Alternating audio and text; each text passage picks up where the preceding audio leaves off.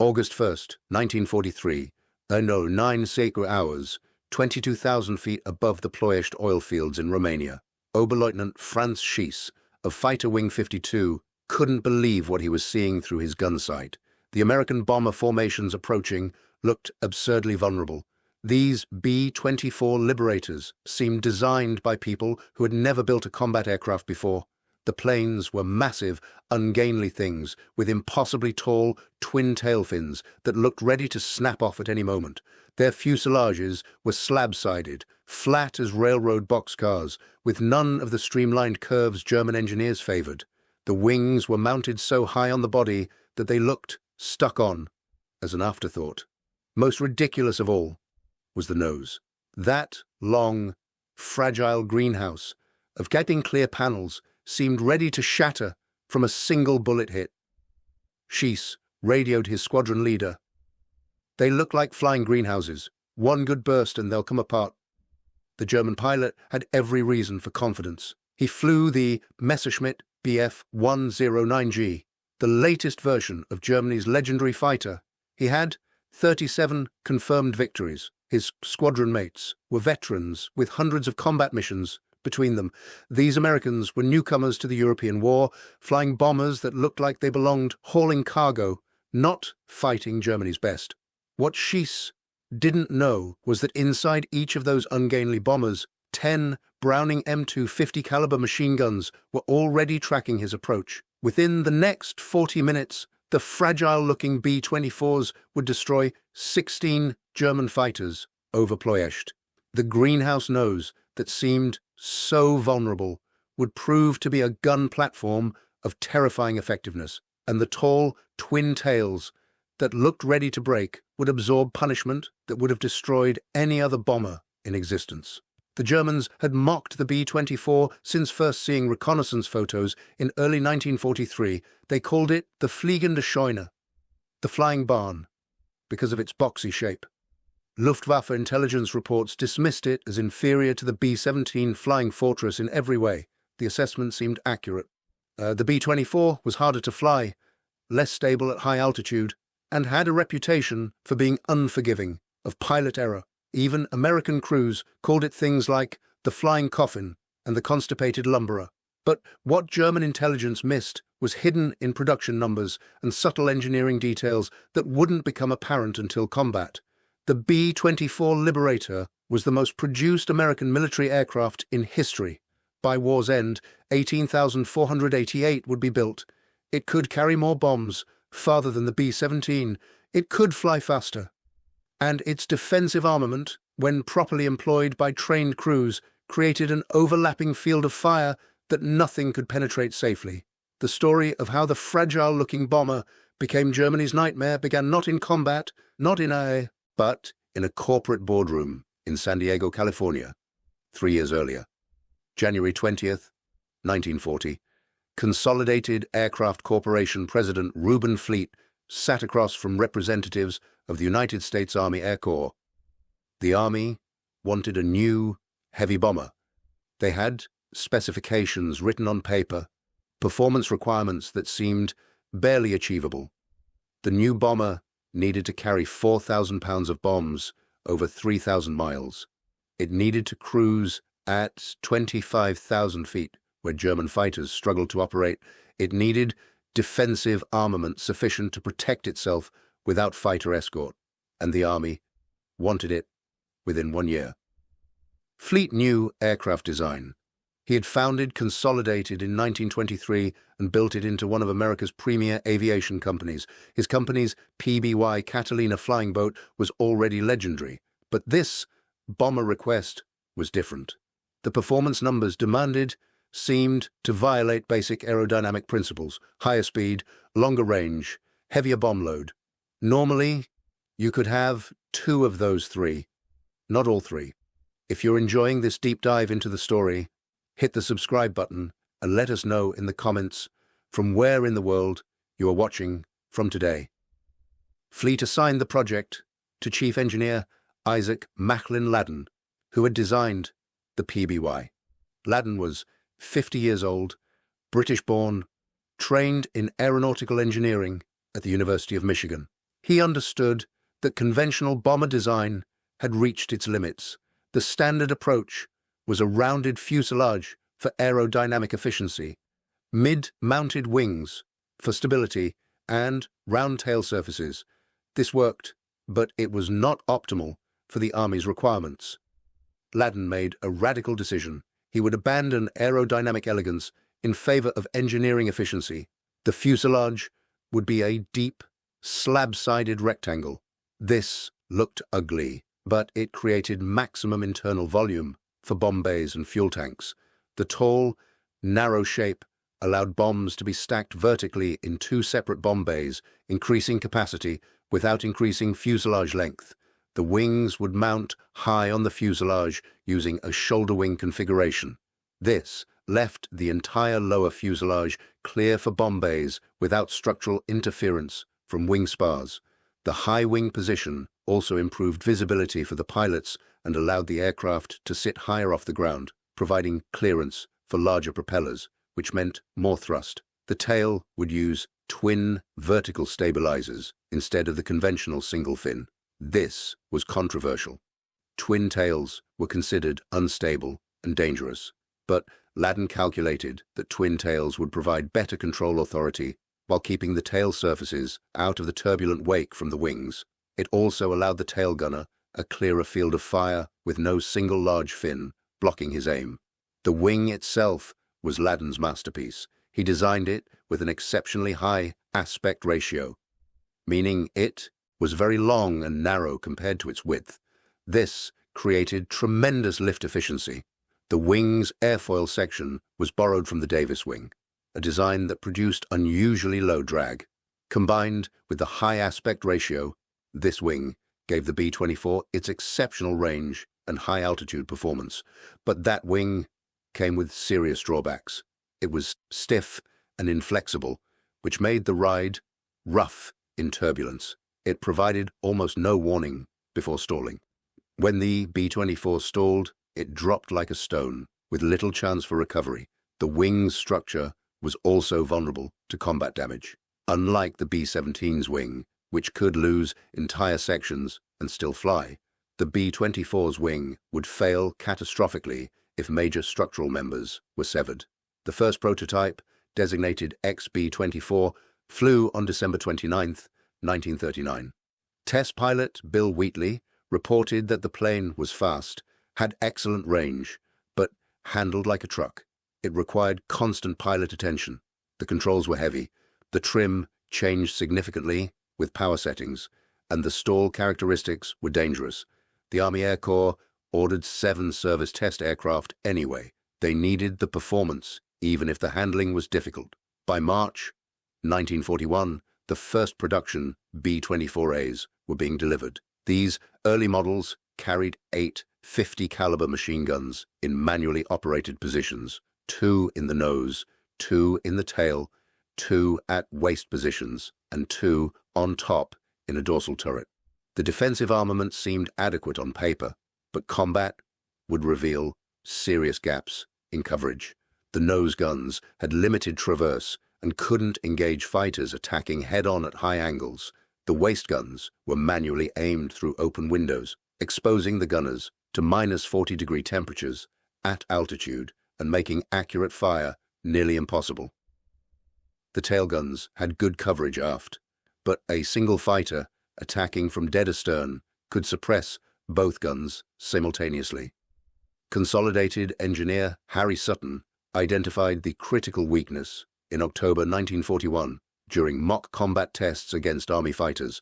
The nose was too vulnerable. A fighter attacking head-on could pour fire directly into the cockpit and nose section, with almost no defensive fire coming back. The manually aimed nose guns couldn't track a fighter approaching at closure rates exceeding 500 miles per hour.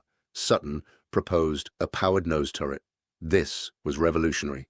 No bomber in production anywhere in the world had a powered turret in the nose. The engineering challenges seemed insurmountable. The turret would need to be relatively light so it didn't affect the aircraft's center of gravity, It would need to operate reliably at altitude in temperatures reaching -50 degrees, and it would need clear visibility forward so it didn't blind the bombardier and navigator. The solution was the Emerson A-15 electric nose turret, mounting two 50-caliber guns in a rotating, transparent sphere. The bombardier would operate this turret when not actively bombing. The result was devastating. Where previous B-24 models had two fixed or manually aimed nose guns with limited traverse, the nose turret could engage targets in nearly a complete hemisphere forward of the aircraft. The modified aircraft was designated B-24D. Production began in January 1942. These models carried 10 50-caliber machine guns, 2 in the nose turret, 2 in the dorsal turret, 2 in the tail, 2 at waist positions, and 2 in a belly turret. Total ammunition load was 6,700 rounds. This created overlapping fields of fire that German pilots had never encountered before, but the weapons were only effective if crews knew how to use them. The Army established gunnery schools across the southwestern United States where gunners trained on clay pigeons shot from towers, on kites, towed by trucks across the desert, and eventually on target sleeves, towed by aircraft. Training emphasized deflection shooting, the technique of aiming ahead of a moving target so bullets and target arrived at the same point. Staff Sergeant Tom Dye went through gunnery school at Kingman, Arizona in early 1943. He later described the training in a letter preserved at the National Museum of the United States Air Force. They taught us to see fighters not as aircraft but as geometric problems. You calculated the angle, the speed, the distance. Then you aimed where the fighter would be, not where it was. We fired thousands of practice rounds until it became instinct. The gunners learned to work as a team. In combat, multiple gunners would engage the same target simultaneously, concentrating fire from different angles. This created a cone of fire that was nearly impossible to evade. A fighter attacking from the beam might face fire from the dorsal turret, both waist guns, and possibly the belly turret, all firing at once. The 50-caliber Browning M2 machine gun was the perfect weapon for this role. Developed by John Browning in 1918 and refined through the 1920s, it fired a half-inch diameter bullet weighing between 600 and 700 grains, depending on type. Muzzle velocity was approximately 2,800 feet per second. Rate of fire was approximately 800 rounds per minute per gun. The ammunition mix was typically 4 armor-piercing incendiary rounds to 1 tracer round. The armor-piercing rounds had hardened steel cores that could penetrate aircraft armor and structure. The incendiary compound ignited on impact, starting fires in fuel tanks and hydraulic systems. The tracer rounds allowed gunners to observe their fire and correct their aim.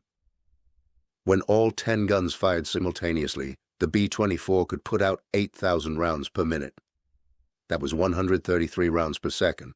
At typical combat ranges of 300 to 600 yards, this created a virtually impenetrable barrier of lead and fire, but the weapons meant nothing if crews couldn't get their bombers to the target, and the target assigned for August 1st, 1943, was the most heavily defended industrial complex in Axis-controlled Europe. Ploești, Romania, was approximately 40 miles north of Bucharest in the Wallachian Plain. The city had been built around oil. The region's petroleum deposits had been exploited since the mid-19th century. By 1940, Ploești's refineries produced over 11 million tons of crude oil annually. This represented 60% of Germany's total oil supply from non-German sources. Without Ploești oil, the Wehrmacht could not operate. Tanks, trucks, aircraft, ships, all depended on refined petroleum products. Germany's synthetic fuel production provided some supply, but not nearly enough for sustained operations. Ploești was Germany's lifeline. German leadership knew this, and they defended Ploești accordingly. By mid-1943, the city and surrounding refineries were protected by over 200 anti-aircraft guns, ranging from 20mm rapid-fire cannon to 88mm heavy guns capable of reaching 30,000 feet. The guns were positioned in concentric rings around the refineries with overlapping fields of fire. fighter aircraft from 3 separate Luftwaffe units were based within 50 miles, ready to scramble on 15 minutes' notice. The defenses also included smoke generators positioned around each refinery. If attacked, operators could blanket the entire complex in dense chemical smoke within minutes, making precise bombing nearly impossible. Barrage balloons tethered to steel cables created aerial obstacles that could shred aircraft at low altitude, and the Romanian army provided thousands of troops to guard ground approaches and man light anti-aircraft weapons. American intelligence knew all of this. They had reconnaissance photographs showing the defenses in detail. What they didn't have was any way to destroy the refineries without accepting catastrophic losses. High-altitude precision bombing was theoretically possible, but the smoke generators would be activated the moment American bombers appeared. Any attack would need to be conducted at low altitude, below the smoke, where bombers would be vulnerable to every weapon the Germans possessed. In April 1943, Brigadier General Uzalent proposed Operation Tidal Wave. The plan called for a low-altitude attack by B-24 Liberators, flying from bases in North Africa. The bombers would approach at extremely low altitude, below radar coverage, achieving tactical surprise. They would climb to bombing altitude only at the last moment, drop their ordnance, and escape before German fighters could intercept in force. The plan was approved by General Henry Hap Arnold, commanding general of the United States Army Air Forces. 5 bomb groups were assigned to the mission: the 93rd Bomb Group, the 98th Bomb Group, the 44th Bomb Group, the 76th Bomb Group, and the 389th Bomb Group. Total strength would be 178 B-24 Liberators, the largest single raid attempted to date. Training began immediately at secret bases in North Africa. Crews practiced low-altitude navigation and bombing runs at heights below 500 feet. This was dangerous flying. At that altitude, there was no margin for error. A moment's inattention, a sudden gust of wind, any mechanical problem could result in impact with the ground. Lieutenant John Palm, pilot with the 98th Bomb Group, later recalled the training in an interview preserved by the Air Force Historical Research Agency. "We flew so low, our propellers kicked up dust. The belly gunners reported seeing startled farmers diving for cover. We practiced until we could hold altitude within 50 feet at speeds over 200 miles per hour. It was the most intense flying I'd ever done." The crews also trained in formation flying at ultra-low altitude.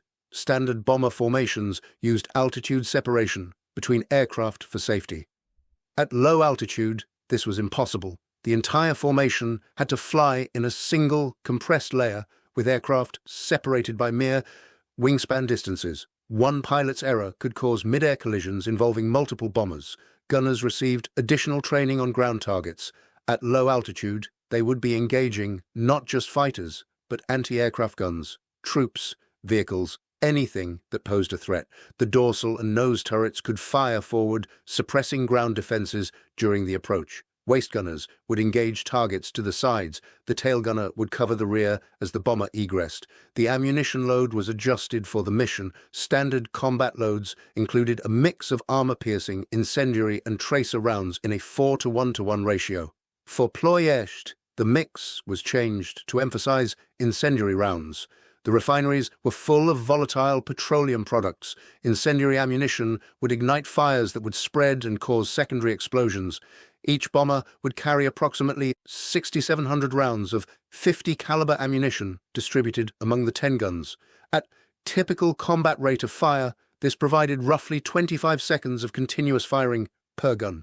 In practice, guns were fired in short bursts of 2 to 3 seconds to avoid overheating and conserve ammunition. This meant each gun could deliver approximately 100 bursts during the mission. The B-24s were also modified for extended range. Additional fuel tanks were installed in bomb bays, reducing bomb load but increasing range to approximately 2,400 miles. This was necessary because the round trip from North African bases to Ploești and back was over 2,300 miles, leaving minimal reserve fuel. Any combat damage that caused fuel leaks would make reaching home base impossible. Bomb loads were reduced from the standard 4,000 pounds to 2,000 pounds per aircraft to compensate for the extra fuel weight.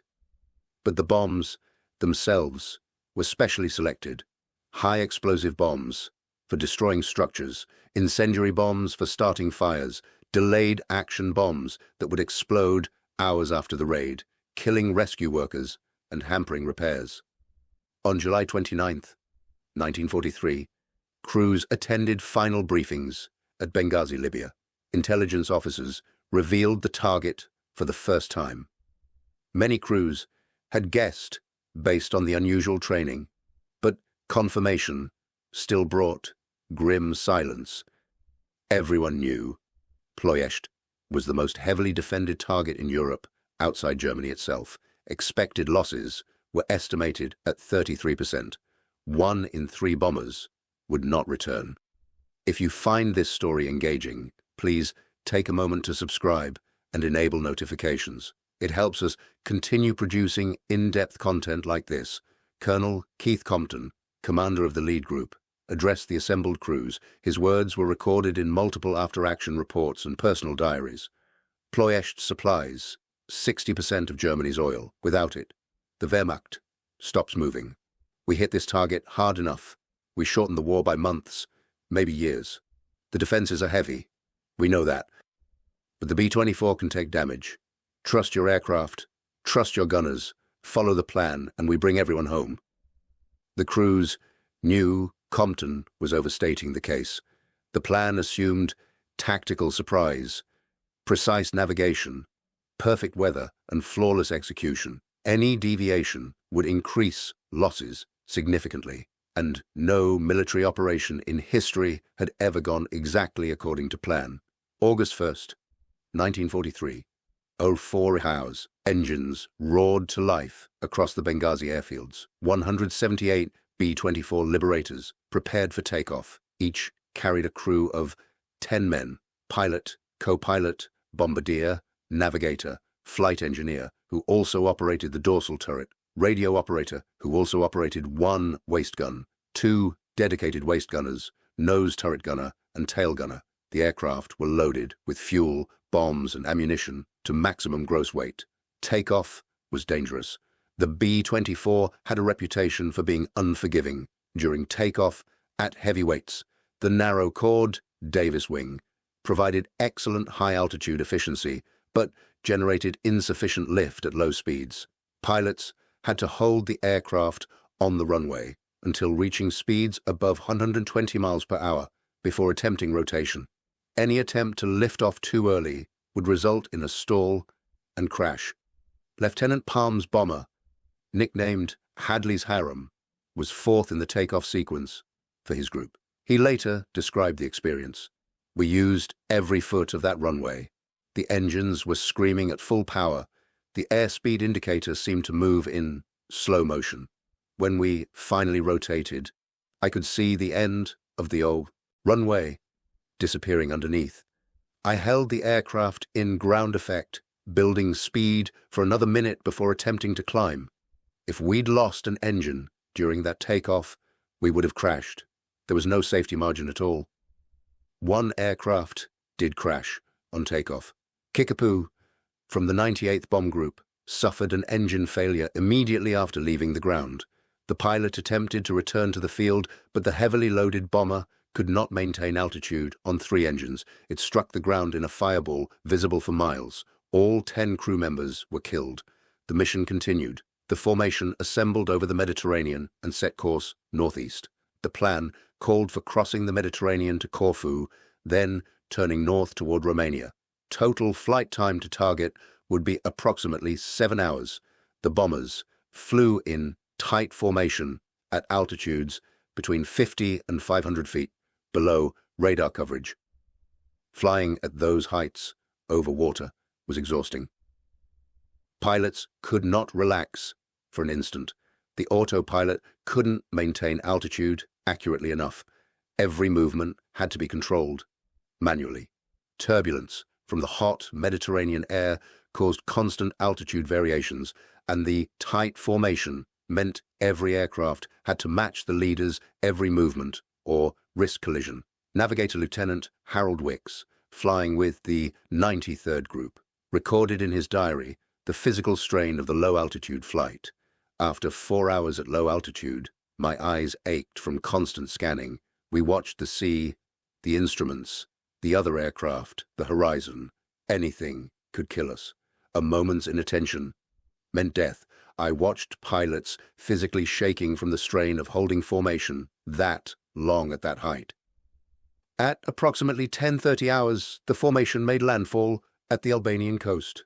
They turned north, following the planned route toward Romania. The landscape below changed from sea to mountains.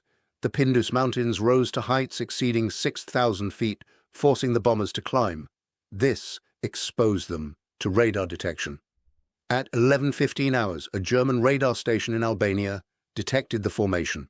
The radar operators reported approximately 100 aircraft heading northeast at low altitude. The report was transmitted to Luftwaffe headquarters in Bucharest. Fighter units were placed on alert.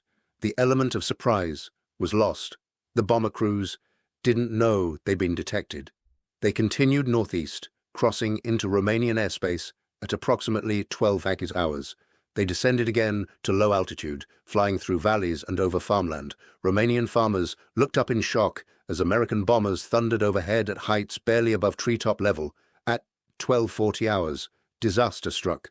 The lead navigator made a navigation error at a critical turn point. Instead of turning toward Ploești, he turned slightly south. The following groups, trusting the lead navigator, followed. By the time the error was discovered, the formation was 15 miles off course and approaching Ploești from the wrong direction. Colonel Compton, leading the formation, faced an impossible choice: return to the planned route and attack from the correct direction, but arrive minutes late after all surprise was lost and defenses were fully alert, or continue on the current heading and attack immediately from an unplanned direction, with the formations mixed and target assignments in chaos. Compton chose to attack immediately. He radioed the other group leaders, told them the situation, and ordered them to engage targets of opportunity. The carefully planned mission had just become an improvised assault. At 12:55 hours, the B-24 formations climbed to bombing altitude and saw Ploești ahead. The city was clearly visible. The refineries stretched across miles of landscape, their distinctive cracking towers and storage tanks unmistakable, and above every refinery, smoke was already rising. The Germans had activated the smoke generators. The defenders knew the Americans were coming. At 13 hours precisely, Oberleutnant Franz Schiess and his squadron mates from Fighter Wing 52 were already airborne, climbing hard toward the approaching American formation. They had been scrambled 20 minutes earlier when radar confirmed the bombers' approach. Schiess had time to gain altitude advantage, exactly what a fighter pilot needed. From 25,000 feet, Schiess watched the bomber formation below. They were climbing from their low-altitude approach, still organizing themselves after the navigation error had scattered their careful planning. The B-24s were formed into loose groups, not the tight defensive boxes that made attacking so dangerous. This would be easier than expected. Schiess rolled his Messerschmitt into a dive, selecting a B-24 near the rear of the formation. The bomber's tail gunner would see him coming, but a single gun couldn't stop a determined attack. He'd make one high-speed pass, rake the bomber from tail to nose, then climb away before the other bombers could engage him. Standard fighter tactics. He'd done this dozens of times. What Schiess didn't anticipate was that the single tail gun he expected was actually two .50 caliber Brownings in a powered turret, and that the tail gunner, tracking his dive, was Staff Sergeant Michael Sullivan of the 93rd Bomb Group, who had just completed advanced gunnery school with the highest scores in his class. Sullivan didn't fire immediately. He'd been trained to wait until the fighter closed to effective range, approximately 600 yards, where the .50 caliber rounds still had sufficient energy to penetrate armor and structure. Firing too early wasted ammunition and warned the fighter to break off. The key was patience. and accurate range estimation. At 700 yards, Sullivan centered his illuminated sight reticle on the approaching Messerschmitt. He could see it growing larger, the yellow nose paint visible even at that distance. At 650 yards, he could distinguish the propeller spinner and the gun ports in the wings. At 600 yards, Sullivan pressed both triggers. The two 50-caliber guns opened fire simultaneously. The sound inside the tail turret was deafening even through Sullivan's leather helmet. Each gun fired approximately 13 rounds per second. The combined fire rate was 26 rounds per second, streaming toward the attacking fighter. The gun's recoil shook the entire turret structure. Sullivan watched his tracers arc toward the Messerschmitt. The first burst fell slightly behind the fighter. He adjusted his aim, leading the target more. The second burst connected. Sullivan saw flashes along the fighter's fuselage as armor-piercing rounds struck home. The Messerschmitt's return fire went wild as the pilot instinctively flinched from the impacts. Schiess felt his aircraft shudder as American bullets struck the fuselage behind the cockpit. Warning lights illuminated on his instrument panel. Coolant temperature rising, oil pressure falling. His engine had taken damage. He immediately broke off the attack, rolling away from the bomber stream and diving toward lower altitude where he might make an emergency landing. His wingman, Unteroffizier Klaus Neumann, continued the attack. Neumann had seen Schiess take hits, but assumed they were minor. He pressed his own attack on a different B-24, coming in from the beam at a shallow angle. This approach gave him a larger target aspect and avoided flying directly into the tail gunner's field of fire. But the beam approach put him squarely in the engagement zone of 3 different gun positions. The dorsal turret swung to track him. Both waist gunners acquired him as a target, and even the belly turret, normally used against ground targets, could bring its guns to bear. Technical Sergeant Robert Chen operated the dorsal turret on the B-24 Neumann had targeted. Chen was 23 years old, from San Francisco, a second-generation Chinese-American who'd enlisted 3 days after Pearl Harbor. He'd been trained on the Sperry Ball turret system, which used a computing sight that helped calculate lead angles automatically. Chen tracked the approaching Messerschmitt, watching as the computing sight's reticle moved ahead of the target based on the aircraft's closure rate and angle. When the fighter entered effective range, Chen fired a 3-second burst. 8 rounds struck Neumann's fighter along the wing root and engine cowling. Simultaneously, Staff Sergeant James Wilson, at the right waist position, fired his manually aimed 50-caliber gun. Wilson's burst was less accurate than Chen's computer-assisted fire, but volume compensated for precision.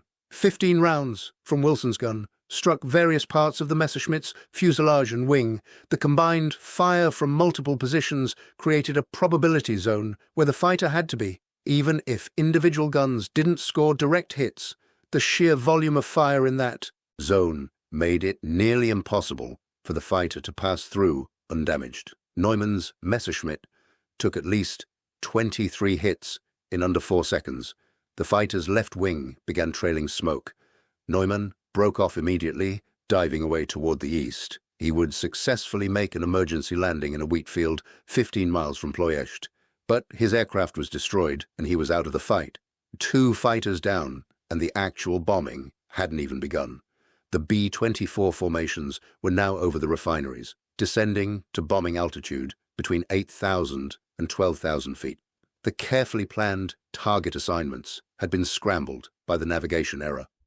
Bomb group commanders made split-second decisions about which refineries to attack. Aircraft that should have bombed in sequence from different directions now approached simultaneously from the same axis. This created terrible danger from mid-air collisions and from bombing each other. B-24s bombed through formations of other B-24s. Bombs fell through formations below, forcing violent evasive maneuvers. The precise, choreographed attack plan had become chaos. But the chaos worked both ways. The German defenders had prepared for a coordinated attack from specific directions. Instead, American bombers appeared from unexpected angles at different altitudes, bombing different refineries simultaneously. The anti-aircraft gunners found themselves engaging targets in every direction at once. The heavy 88mm flak guns were pre-positioned to cover specific approach corridors at specific altitudes.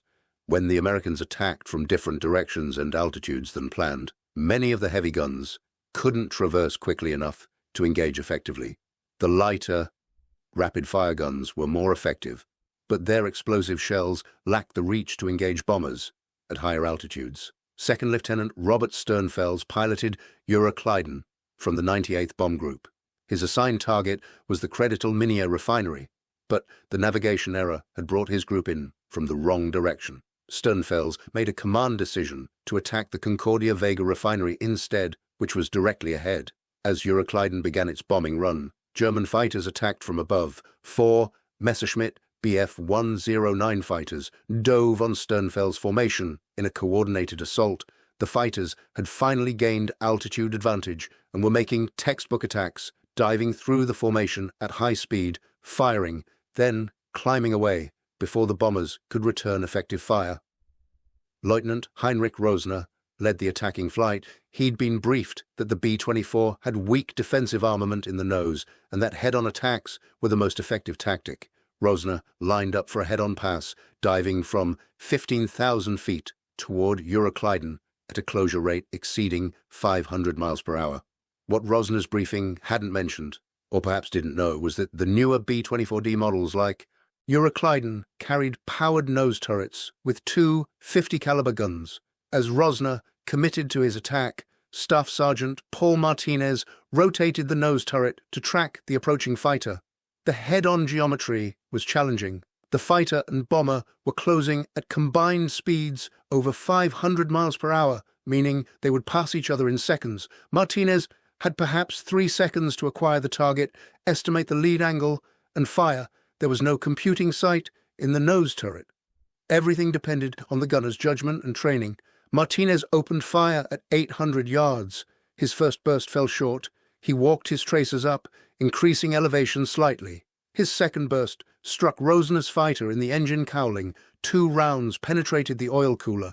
Rosner's engine began losing oil pressure immediately. Rosner continued his attack, firing his own guns as he closed.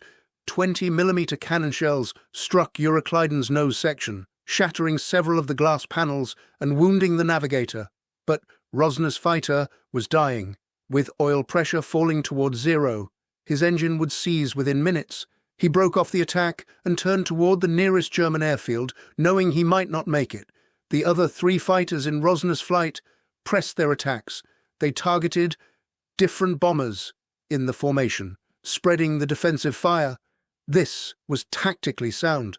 If all 4 fighters attacked the same bomber, the other bombers could concentrate their defensive fire on the attackers. By spreading out, each fighter faced fire from fewer bombers, but the B-24 formations were tighter than the German pilots expected. Even when attacking different bombers, the fighters were passing through zones where multiple bombers could engage. Each B-24 had 10 guns. A formation of 6 bombers had 60 guns. When fighters entered the formation's engagement envelope, they faced not 10 or 20 guns, but dozens, firing simultaneously. Unteroffizier Peter Hoffmann attacked from the high rear quarter, a classic approach that kept him out of the tail gunner's optimal firing solution while giving him a good deflection shot at the bomber's fuselage and wing. Hoffmann's Bf-109 carried 2 20mm cannon and 2 13mm machine guns, heavy firepower for a fighter, but as Hoffmann committed to his attack run, he became visible to gunners on 3 different bombers. The tail gunner of his target bomber acquired him immediately. The dorsal turret gunner on the bomber to the left tracked him, and a waist gunner on the bomber to the right, who had been engaging a different fighter, switched targets to Hoffmann. The 3 gunners opened fire within 1 second of each other. Approximately 70 rounds were fired at Hoffmann's fighter in a 4-second span. At least 12 rounds struck home. The fighter's canopy shattered, control surfaces were damaged. Most critically, several rounds struck the wing fuel tank. 109 fighters had self-sealing fuel tanks that could absorb hits from rifle-caliber ammunition, but 50-caliber armor-piercing incendiary rounds carried enough energy to defeat the self-sealing mechanism. When incendiary compound ignited inside a fuel tank, the self-sealing bladders couldn't prevent the fire from spreading. Hoffmann's fighter trailed smoke, then flame. He jettisoned his canopy and rolled the fighter inverted to bail out. Witnesses on the ground reported seeing his parachute deploy normally, But Hoffman landed in the refinery complex itself, in an area engulfed in flames from bombing damage. He did not survive.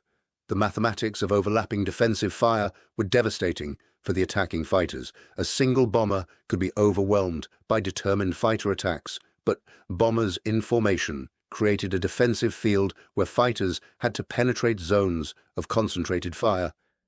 The odds shifted dramatically in favor of the bombers. German fighter doctrine in 1943 emphasized individual pilot skill and aggressive tactics. German pilots were trained to close to point-blank range, fire with certainty, then disengage quickly. This worked against British bombers, which generally carried fewer guns, with lighter caliber than American bombers. It worked against early American bomber formations that weren't properly trained in coordinated defensive fire, but against well-trained B-24 crews flying tight formations and using coordinated fire discipline, the German tactics became suicidal. The fighters had to close to effective range, which meant entering the zone where multiple bombers could engage, and the .50 caliber Browning had longer effective range than most fighters' guns, meaning the bombers could hit fighters before the fighters could hit back effectively. Lieutenant Norman Appold piloted Joyzy Bounce from the 93rd Bomb Group. His assigned target had been the Stour Romana refinery, but the scattered formation forced him to select an alternative. Appold chose to bomb the Columbia Aquila refinery, approaching from an extremely low altitude of less than 300 feet. This ultra-low approach had advantages and disadvantages. The low altitude kept Joyzy Bounce below the effective range of heavy flak guns, which couldn't depress their barrels enough to engage, but it put the bomber in range of every light, anti-aircraft weapon and small arm in the refinery. Machine guns, automatic cannons, even rifles could hit an aircraft flying at 300 feet as Joyzy Bounce roared across the refinery complex. Every gun position opened fire. Tracers crisscrossed the sky. The noise was incredible, described by Appold later as louder than the engines, louder than our own guns, just continuous explosions everywhere. But the ultra-low altitude also gave Joyzy Bounce's gunners clear shots at ground targets. Technical Sergeant Charles Weaver, operating the nose turret, fired continuously at anti-aircraft positions as the bomber approached. His .50 caliber rounds tore through gun positions, suppressing fire just long enough for Joyzy Bounce to pass overhead. The waist gunners fired at targets to the sides, oil storage tanks, pump houses, anything that looked important. The incendiary rounds started fires wherever they hit. The bombardier released their bombs directly onto the refinery's main cracking towers at an altitude so low that Joyzy Bounce was buffeted by the blast from its own bombs, exploding barely 3 seconds after release. Appold pulled up hard, climbing away from the refinery. As he climbed through 2,000 feet, 2 Messerschmitt Bf-109 fighters attacked from above. The fighters had been circling above the bomber stream, waiting for bombers that separated from formation after their bombing runs. A lone bomber was vulnerable in ways a bomber in formation was not. But Joyzy Bounce wasn't quite alone. 2 other B-24s from the 93rd Group were climbing out on parallel courses. When the fighters attacked Appold's bomber, the other 2 bombers immediately turned to bring their defensive guns to bear in support. The lead fighter, flown by Lieutenant Wolfgang Fischer, committed to a stern chase, diving onto Joyzy Bounce's tail. Fischer's plan was simple. Close to 200 yards, fire a concentrated burst into the bomber's engines and fuselage, then break away before the tail gunner could return effective fire. Staff Sergeant Frank Balzerini manned Joyzy Bounce's tail turret. He tracked the approaching fighter through his sight, watching it grow larger as Fischer closed the range. Balzerini had learned in training that firing too early warned the fighter and wasted ammunition. The key was patience. Wait until the fighter committed fully to the attack and couldn't break away without exposing himself to maximum fire. At 400 yards, Fischer opened fire. His 20mm cannon shells and 13mm machine gun bullets streamed toward Joyzy Bounce, Several rounds struck the bomber's tail section, punching holes through aluminum skin and severing control cables. At 300 yards, Balzerini opened fire. Both 50 caliber guns in the tail turret fired together, sending 46 rounds toward the attacking fighter in a 3-second burst. Balzerini's tracers showed his bullets converging on the Messerschmitt's nose section. He saw impacts along the fighter's cowling and cockpit area. Simultaneously, the dorsal turret on one of the nearby B-24s engaged Fischer from an oblique angle. That gunner, whose name was never recorded in after-action reports, fired a 2-second burst that struck Fischer's fighter along the right wing. Fischer's Messerschmitt pulled up sharply, trailing white coolant vapor. The fighter had taken critical hits to both the engine cooling system and possibly the cockpit. The aircraft climbed steeply, stalled, then entered a flat spin. Fischer bailed out successfully and was captured after landing. The second fighter in EA. The pair, seeing his leader go down, broke off the attack immediately. The pilot, Unteroffizier Hans Müller, later stated in intelligence debriefs that he had never seen defensive fire so concentrated or accurate. He said attacking the American bombers was like flying into a wall of bullets. By 13:30 hours, the bombing phase was largely complete. The B-24 formations had struck 7 separate refineries, dropping approximately 310 tons of bombs. The results were devastating. Fires burned across the refinery complexes, storage tanks exploded, sending flames hundreds of feet into the air. Thick, black smoke rose to 20,000 feet, visible for over 50 miles, but the cost had been severe. Of 178 B-24s that launched from North Africa, 54 failed to return. 33 were shot down over the target. 8 crashed in various locations trying to reach home base. 13 landed at emergency fields in neutral Turkey and were interned. Several more were so badly damaged they were written off after returning. The Luftwaffe lost 16 fighters, confirmed destroyed over the target area, with another 11 damaged. But the German fighter units remained intact and operational. The refinery defenses, though damaged, could be repaired and reinforced. The real question was whether the damage to the refineries justified the losses suffered by the attackers. Post-strike reconnaissance over the following weeks showed that Ploești's refining capacity had been reduced by approximately 46%. The Creditul Minier refinery was completely destroyed and never rebuilt. The Concordia Vega refinery was out of operation for 7 months. The Astra Romana refinery was damaged but returned to partial operation within weeks. The other refineries suffered varying degrees of damage. German repair crews worked around the clock. Albert Speer, Minister of Armaments and War Production, prioritized Ploești repairs above almost everything else. By November 1943, refinery output had recovered to approximately 70% of pre-raid capacity. By January 1944, production was back to 80%. The raid had caused serious but temporary disruption. For the American crews, the mission became legendary. 5 Congressional Medals of Honor were awarded for actions during the raid, the most ever given for a single mission. But the high decoration count reflected the mission's brutality as much as its success.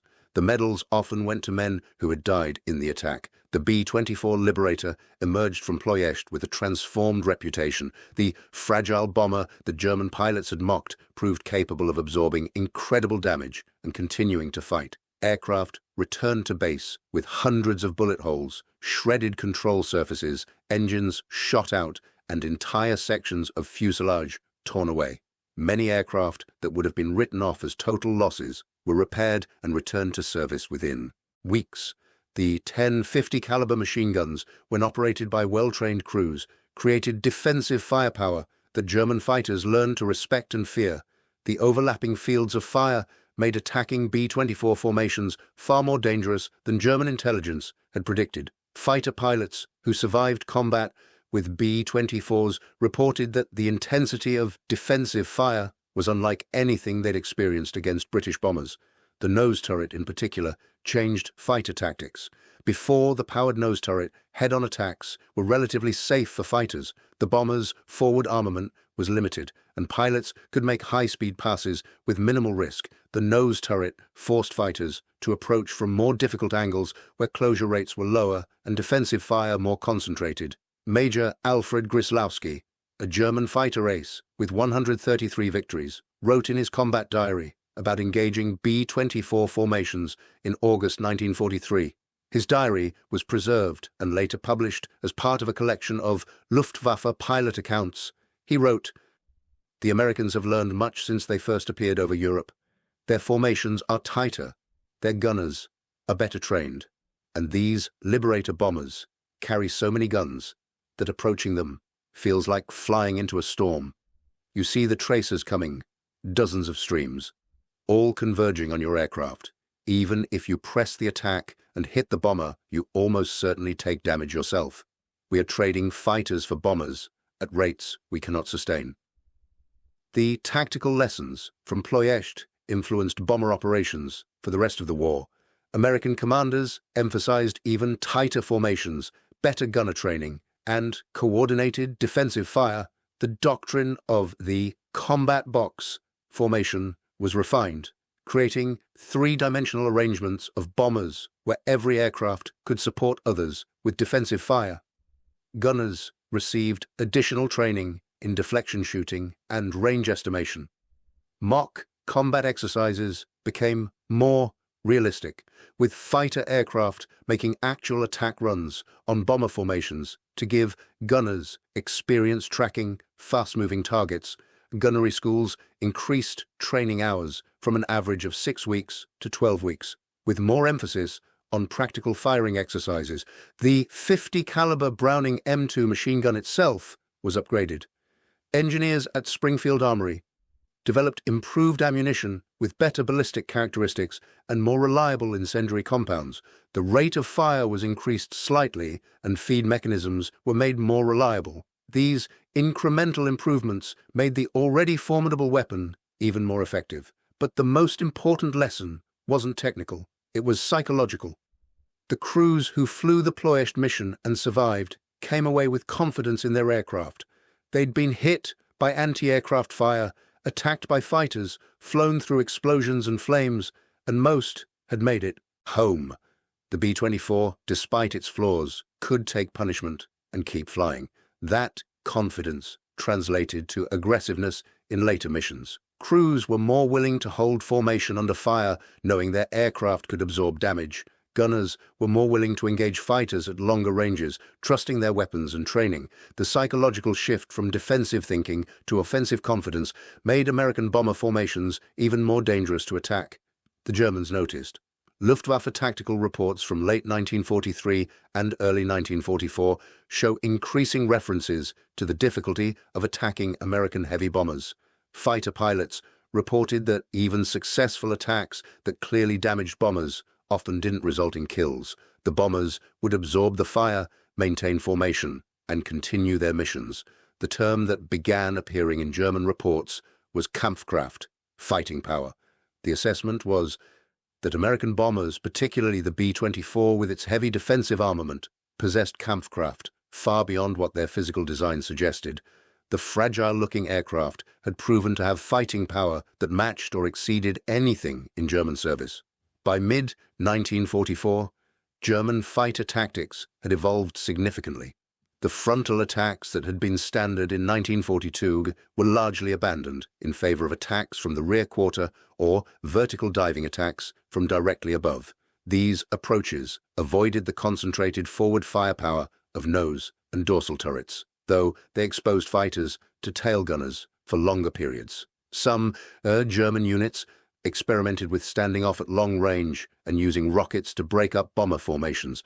The 21-centimeter Werfer granite rockets were fired from underwing launchers at ranges up to 1,000 yards. The rockets were inaccurate, but had large explosive warheads that could destroy a bomber with a near miss. The tactic had some success, but required specially equipped aircraft that were vulnerable to American escort fighters. As the war progressed into 1945, German fighter operations against American bombers became increasingly desperate.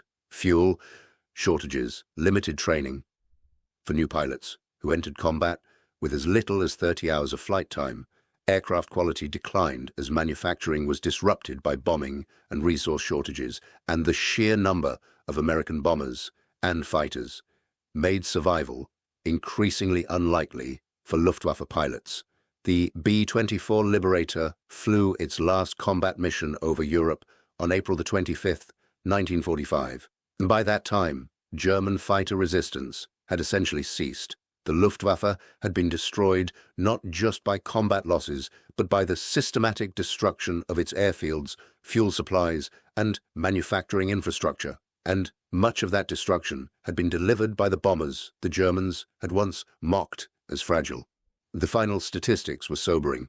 For both sides, the B-24 Liberator flew approximately 226,775 sorties over Europe, dropping 452,508 tons of bombs. But 3,606 B-24s were lost in combat, along with thousands of crewmen killed or captured.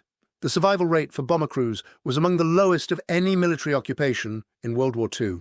For the Luftwaffe, the numbers were catastrophic. From January 1943 to May 1945, German fighter forces lost approximately 30,000 aircraft destroyed in combat or accidents. Over 15,000 pilots were killed. The training pipeline that should have replaced these losses never recovered from fuel shortages and bomber attacks on training facilities. But the raw numbers don't capture the psychological dimension of the air war. German pilots in early 1943 were confident, aggressive, and skilled. They flew excellent aircraft and had years of combat experience. They believed they could defeat American bombers through superior tactics and fighting spirit. By early 1945, surviving German pilots were exhausted, demoralized, and flying obsolete aircraft against overwhelming numbers. The transformation happened gradually, mission by mission, as the weight of American industrial production manifested in the skies over Europe. The B-24 Liberator symbolized that transformation. It wasn't the most elegant bomber. It wasn't the easiest to fly. It had serious flaws, including vulnerable wing structure and unforgiving stall characteristics. But it could carry heavy loads, long distances, survive terrible damage, and hit back with firepower that commanded respect. When German pilots in April 1943 saw the ungainly bombers approaching Ploești, they saw targets. When survivors recalled those same bombers in post-war interviews, they described nightmares. The transformation from mockery to terror took less than 2 years. The fragile greenhouse nose that seemed so vulnerable proved to be a deadly gun platform. The tall twin tails that looked ready to break off absorbed damage that would have destroyed any other aircraft. And the 10-50 caliber machine guns, operated by crews who had trained until defensive fire became instinct, created a wall of lead that turned confidence into fear.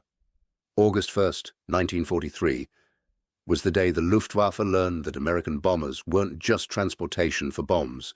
They were fighting machines, crewed by men who would shoot back with accuracy and determination. The lesson was learned over Ploești, where 16 German fighters fell to the fragile-looking bombers they had mocked.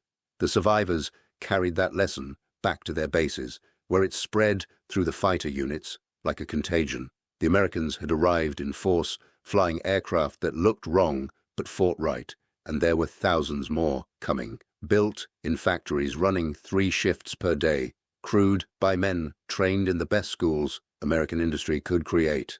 The Germans had laughed at the flying barn. By the time the war ended, there were no German pilots left to laugh. The sky belonged to the Liberators and their 50 caliber guns. The fragile-looking bomber had spoken with 10 voices of thunder, and the mockery had died in flames over Romanian oil fields. Thank you for watching. For more detailed historical breakdowns, check out the other videos on your screen now, and don't forget to subscribe.